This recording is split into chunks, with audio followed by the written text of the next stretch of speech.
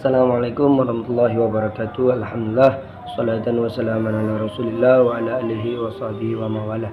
Alhamdulillah, perkenalkan nama saya Farid, jurusan astronomi Islam, mata kuliah hukum pidana, dan dosen pembimbing Bapak Andi Merdika. Semoga Bapak selalu dalam lindungan Allah Subhanahu wa taala. Alhamdulillah, saya akan menjelaskan tentang sifat melawan hukum. Sifat melawan hukum dalam hukum pidana dikenal dengan istilah dalam bahasa Belanda yaitu wederslichting. Tindak pidana unsur melawan hukum sangat penting karena unsur inilah yang akan menentukan apakah seorang layak dijatuhkan pidana atau tidak. Perbedaan pengertian hukum dan undang-undang berakibat berbedanya pengertian sifat melawan hukum dan sifat melawan undang-undang.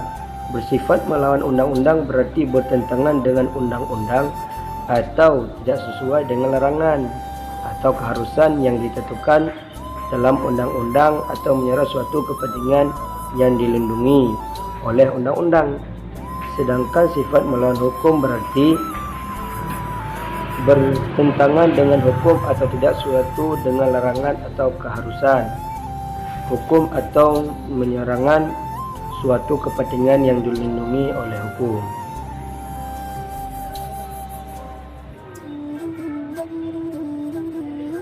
Melawan hukum sebagai syarat umum perbuatan pidana tersimpul dalam pernyataan Fellnomel dalam buku Edi Osheriech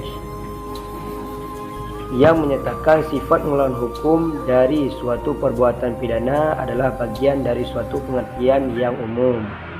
Bagian dari suatu pengertian yang umum membuat undang-undang pidana tidak selalu menyatakan sebagai ini tetapi merupakan dugaan. Demikian pula mendapat Noyon dan Legemirage yang menyatakan pengertian melawan hukum bagaimanapun menjadi terjadi perhatian sebagai unsur rumus delik. Dengan menyatakan suatu perbuatan dapat dipidana, maka perbuatan undang-undang mendaukan bahwa ia memandang perbuatan itu sebagai sifat melawan hukum atau selanjutnya akan dipandang demikian. Dipidananya suatu yang tidak bersifat melawan hukum tidak ada artinya.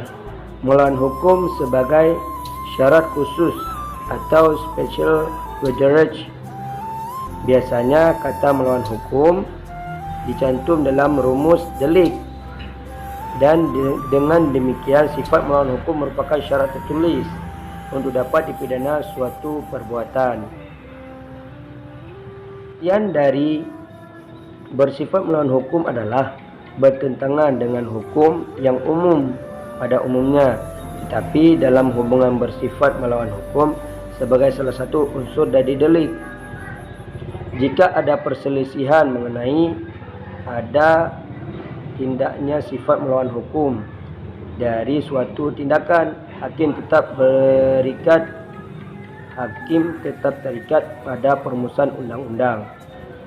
Artinya yang harus dibuktikan hanyalah yang dengan tegas dirumuskan dalam undang-undang dalam rangka usaha pembuktian, sehingga dapat disimpulkan bahwa konsep sifat melawan hukum dalam hukum pidana itu dapat dibagi menjadi dua, yaitu sifat melawan hukum formil dan sifat melawan hukum material.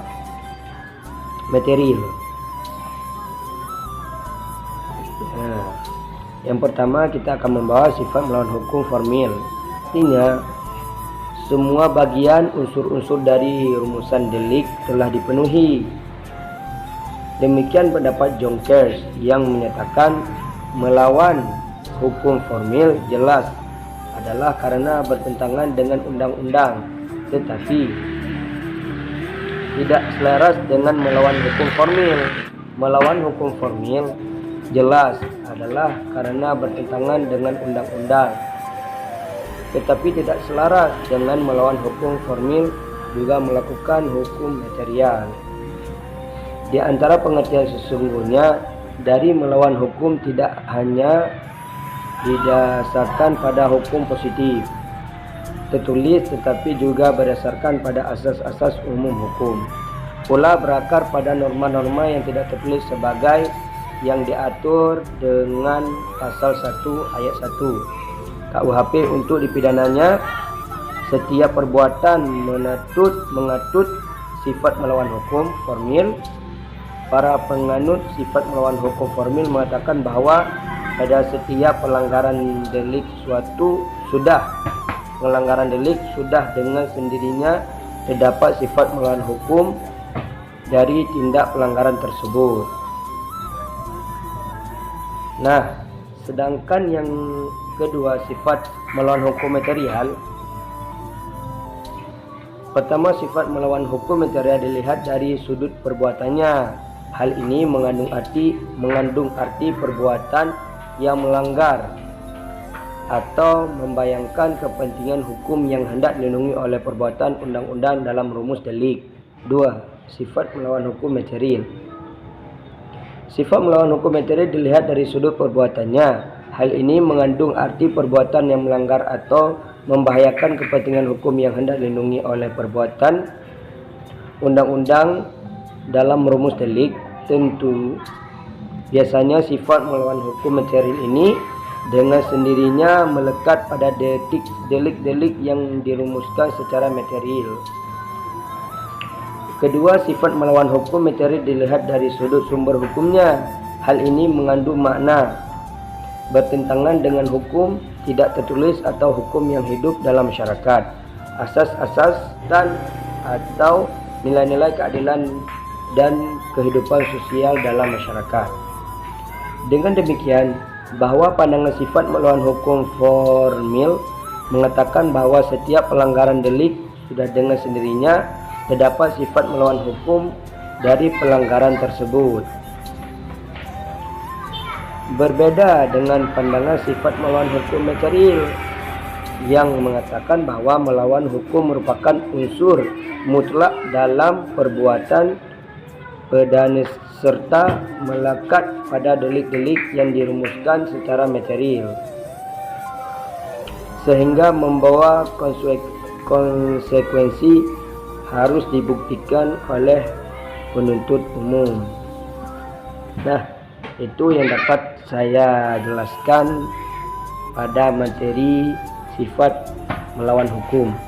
Kalau ada kata-kata yang salah dan kalau ada yang kurang jelas mohon dimaafkan. Sekian, assalamualaikum warahmatullahi wabarakatuh.